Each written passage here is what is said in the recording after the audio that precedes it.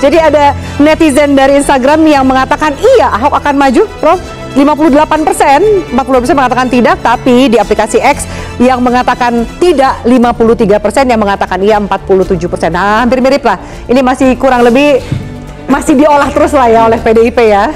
Nah, pertanyaan berikutnya mungkin menurut Anda, mungkinkah akan ada 3 kandidat calon kepala daerah Pilkada Jakarta 2024? Yang aplikasi X ini 50-50, jadi masih belum tahu apakah mungkin akan ada 2 atau 3 kandidat. Sementara netizen di Instagram mengatakan iya, jadi kemungkinan besar akan ada 3 kandidat di Pilkada Jakarta. 74% mengatakan iya dan 26% mengatakan tidak. Mas Umam membaca ini kira-kira akan ada berapa poros? Oh, satu lagi, sorry, saya bacakan satu lagi. Menurut Anda mungkin... Oke, baik, sudah selesai. Kira-kira akan ada berapa poros sih, kalau mengingat ya semua politisi ini mengatakan masih dinamis, masih dikomunikasikan, tapi kan ujungnya akan lebih baik ketika masyarakat mendapatkan pilihan mereka lebih dulu, Mas Umam. Iya, betul. Semakin banyak opsi tentu akan lebih baik bagi masyarakat. Tetapi ya ini kalau misal perkembangan data itu data tadi kan dari konteks survei online ya, dan sepertinya respondennya juga agak ngacak, nanti mungkin akan bertambah. Tapi terlepas dari itu bahwa potensi poros ketiga itu sangat memungkinkan, terutama bagi posisi yang sekarang belum clear, yaitu PDIP dan PKB. Jadi poros 3 itu kemungkinan besar siapa aja? Kemungkinan 2 itu, karena PKB memiliki sekitar 10 kursi, kemudian PDIP memiliki 15 kursi, dan itu sudah cukup memenuhi syarat 20% di Jakarta. Dan sepertinya PKB juga berhitung, karena yang dilakukan PKS ini kan menjalankan ilmunya PKB di Pilpres kemarin. Yaitu kemarin wakilnya dikasih deklarasi amin itu kan ngedil antara Pak Surya Paloh dengan Caimin. Adapun kemudian waktu itu yang PKS sudah berdarah-darah dari awal ikut mengkampanyekan, itu di fait accompli. Lo mau ikut, syukur alhamdulillah, nggak ikut ya udah nggak apa-apa. Akhirnya kemudian difotokopi oleh PKS di Jakarta. Di Jakarta. Dan ini ilmu yang sama. Makanya sebenarnya PKS merasa agak happy sekarang ya di Jakarta. Sumringah banget bahwa kemudian datang lagi tambahan, silakan, bahwa ini udah cukup. Dan situasi itu kemudian sebenarnya dibaca betul secara serius oleh PKB bahwa kemudian untuk menghidupkan ya harga dalam konteks ini negosiasi, kompromi dalam konteks politik, maka besar kemungkinan dia akan membuka ruang bagi negosiasi baru dalam koalisi ke depan. Bisa saja PKB bergabung dengan KIM, atau bisa saja kemudian PKB menciptakan poros baru. Dan ingat, kalau misal kemudian tercipta poros ketiga, maka besar kemungkinan akan dilakukan 2 kali pemilihan. Artinya akan ada fase kedua. Dan fase kedua itu akan ditentukan oleh bagaimana arah dari kekuatan ketiga itu. Kalau misal kemudian memungkinkan dibentuk PDIP dengan PKB, let's say Pak Ahok dengan, let's say kemarin PKB mengusulkan nama Bu Ida Fauziah. Barangkali opsi kemungkinan menangnya belum begitu optimal ya. Tetapi untuk memecah basis kekuatan dari segmen kanan, segmen kiri itu cukup signifikan. Dan bagaimana kemudian nanti masuk di putaran kedua, maka itu akan berpotensi menjadi bandol penentu dalam game changer di pertarungan yang akan datang. Sebaiknya memang di pilkada dua poros atau 3 menurut Anda? Akan jauh lebih baik kalau misal 3 poros. 3 poros? Sehingga kemudian kalaupun bisa dilakukan 1 putaran, itu basis kemenangnya betul-betul legitimate, signifikan. Tetapi kalaupun kemudian nanti 2 putaran, ya at least dinamikanya akan jauh lebih optimal. Kalau di KIM ada nama terakhir deklarasinya kan ada Babah Alun, Pak Yusuf Hamka, dan kemudian Kaesang. Kaesang kalau kita lihat dari survei kemudian akan di Jawa Tengah. Kemana nih?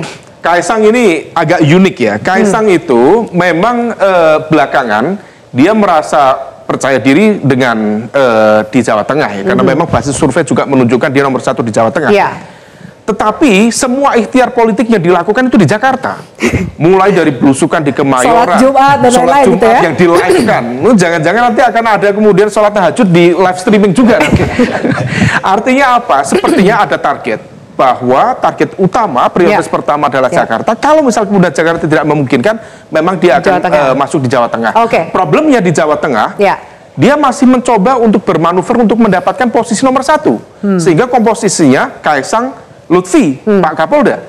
Problemnya PSI sendiri Jawa Tengah itu hanya memiliki 2 kursi dari 120 kursi DPRD. Ini kan agak unik. Sehingga kalau misal kemudian nanti tercipta Kaisang Lutfi, maka kita bisa membayangkan sebegitu hebatnya kekuatan besar yang mengorkestrasi bagaimana kemudian koalisi itu terbentuk. Oke. Artinya sponsornya sangat besar Luar biasa nih ya, sampai kemudian berani endorse dan Kapolda pun jadi wakilnya dan yang gitu. perlu diantisipasi adalah, ini buat teman-teman di KIM barangkali, Jawa Tengah seringkali sangat dipengaruhi oleh komposisi santri. Ketika kemudian segmen santri tidak terwakili, maka besar kemungkinan itu akan berdampak secara signifikan di basis pemilih loyalnya.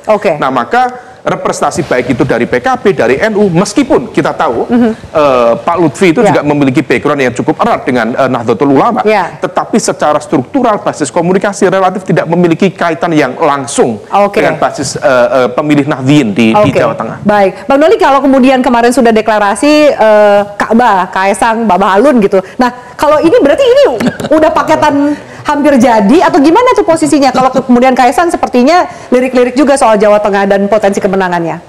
Belum deklarasi, tapi begini, saya mau tarik dulu mundur ya, bahwa sebetulnya kita juga harus menghargai, memberikan apresiasi terhadap kedaulatan masing-masing partai politik, gitu ya. Jadi makanya kemarin itu sebetulnya kan Ketua Umum kami mengatakan, kalau Mas Kaisang berkeinginan maju di Jakarta, ya, kami sudah menyiapkan calonnya yang kira-kira cocok lah, kira-kira untuk memimpin Jakarta. Jadi komposisi antara muda dengan senior, yang sudah berpengalaman dan segala macam gitu ya. Kalau seandainya, nah itu menandakan bahwa sebetulnya kami menunggu. Kan kita nggak tahu nih PSI ini, PSI ini mau atau Pak Kaisangnya mau kemana, mau Jakarta atau kemudian mau di Jawa Tengah gitu. Nah, jadi saya kira itu semua depend on dari masing-masing partai politik mau mengusung siapa. Nah, jadi kita ini masih punya waktu sebetulnya, terutama daerah-daerah yang strategis kayak Jakarta, Jawa Barat, kemudian Jawa Tengah gitu ya.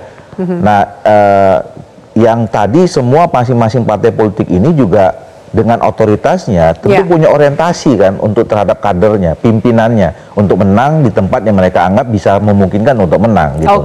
Nah, jadi sekarang kita buka aja dulu, masih ada seperti itu. Jadi kalau misalnya kembali ditanya soal apa namanya Kaisang Babalun itu kalau seandainya. Nah, makanya sekarang kami juga. Tapi responnya Kaisang gimana waktu kemarin pengumuman? Ya, kayaknya mukanya nggak terlalu happy deh. Ya, makanya kita kan nggak tahu hatinya Kaisang. Nah, ternyata dimunculkannya nama Babalun ini menurut kami ya, pencermatan kami, ini reaksi publik juga ada yang positif. Makanya kemudian kita sekarang juga menambah. Tadinya di Jakarta tuh kita kasih surat tugas ada 3 orang, ya, ke Ridwan Kamil, kemudian ke Erwin Aksa, kemudian ke Ahmad Zaki Iskandar. Sekarang kita kasih juga ke Babalun, yang kita kasih surat instruksi namanya, sebagai bakal calon gubernur garis miring bakal calon wakil gubernur. Jadi artinya kita lihat aja sekarang ada opsi-opsi baru, ya. Ternyata muncul nama Babalun, ada juga tuh yang memberikan reaksi positif gitu ya? Gitu loh. Baiklah. Jadi KIM ini masih banyak pilihan, tapi kalau kebanyakan bisa jadi juga nanti kehilangan momentumnya. Bagaimana tanggapan dari narasumber lain, kita langsung bahas usai jeda, tetaplah bersama kami. Jelajahi cara baru mendapatkan informasi. Download Metro TV Extend sekarang.